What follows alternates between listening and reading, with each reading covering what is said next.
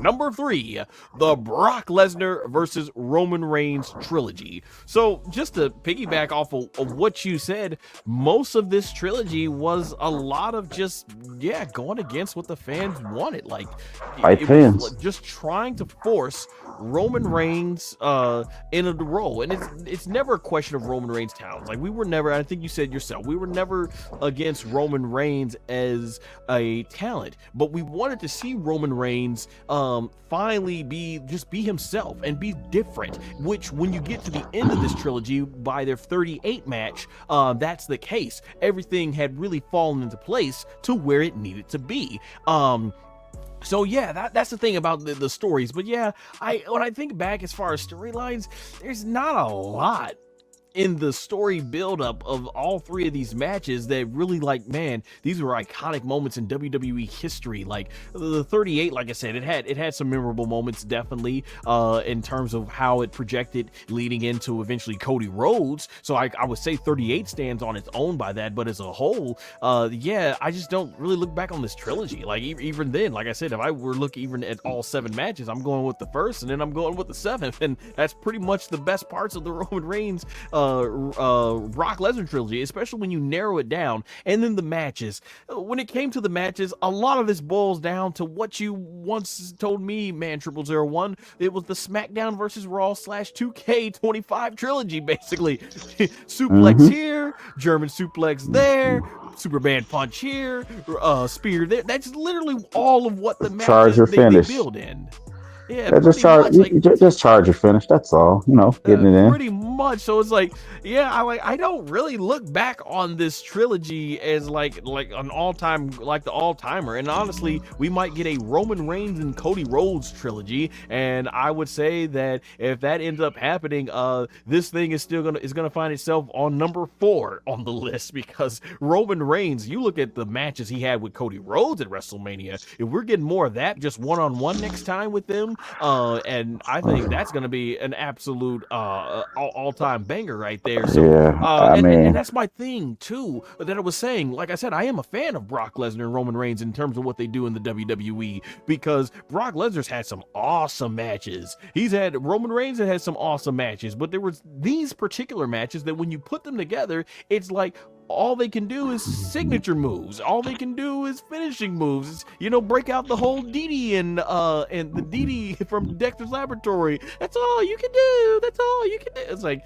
that's all you can say. That's all you can say. In this case, though, all you can do, though, right? But for those of you who grew up 90s kids like us, but yeah, I mean, when you look at this, like Roman Reigns, he's had other matches where there was a lot more variety. Sure, when it comes to pro wrestling and WWE, particularly the baby faces and heel, everybody has like their signature 4 or 5 moves, but it's what builds up into those moments. Like as we get into our next trilogies, you're not going to hear us saying, oh, it was just all stunner and rock bottom here, it was all just pedigree and tombstone and chokeslam here. No, there was a lot more to those matches in between all that stuff.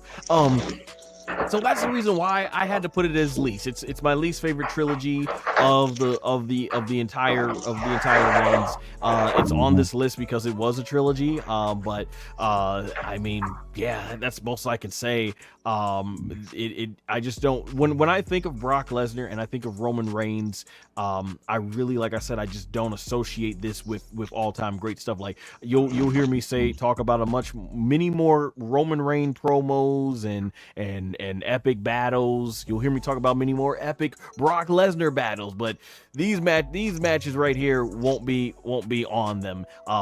Even if I had to narrow it down to one Brock Lesnar Roman Reigns match, it's going to that SummerSlam match they had, the 7-1. So that's where I'm going to end it off here. Man, 0001 as a trilogy, you agreed that this was the least ranked one. We put this at our least favorite. How do you look back on the legacy of Brock Lesnar and Roman Reigns as a WrestleMania trilogy? A lot of this feels very forced. It felt like it was being put up on us. And, it felt like it was being put up on us, and it felt like it was burdensome. Because, let's be honest here. I mean, yeah, we got 2 good matches out of this. You know what I mean? But those matches aren't really all-timers. Those matches are more so remembered for the moments they produced rather than the matches that they created.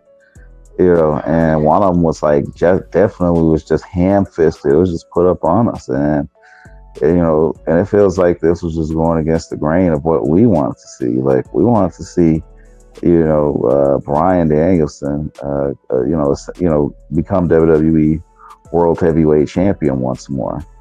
You know what I mean? And go on to WrestleMania. You know, go on to WrestleMania and win that, and we didn't get that. You know, and we wanted to see him get a little bit more time in the sun as the champion. I mean, we eventually did, but it wasn't the same as if they did it right there. It's like they struck when the iron was cold. A couple years later, making him a champion, and we really we really we need that, and that that rivalry just felt like it was just like occupying so much space at the top. I mean, I guess they just felt like they needed to justify how much money they was paying those guys with putting them in those positions. But this right here shows that you just can't just pay someone up a whole bunch of money and then just think that, oh, this right here is just going to sell. Oh no, you have to go ahead and you have to make it worth our while, and they didn't. So these felt like they were forced. It felt like you were it felt like you were it's just like if you're watching a YouTube video, right? And it's a really funny YouTube video, but you got to watch three 10-minute ads in order to get there. Eventually you're just gonna be like, you know what, F it, I'm gone. I'm just gonna leave. F it, I'm just gonna leave. I'm not gonna watch this. Coming in a little low, man. 001. Yeah. It felt like F it. I'm just not gonna watch this. I'm just not gonna. I'm not gonna like sit there and watch. Swim through this shit just so I can go and get what I want to get. Fuck this. I'm out of here. You know what I mean? It's like, yeah, it felt forced and it felt put up on us. Yeah. Excellent. Yeah, I think that's the reason why it doesn't have the fondest memory of the next two we're going to talk about. But like I said, at the end of the day, Roman Reigns, Brock Lesnar, I think they've submitted themselves as two of the all-time greats in WWE, regardless of this trilogy. That being said, we move on to our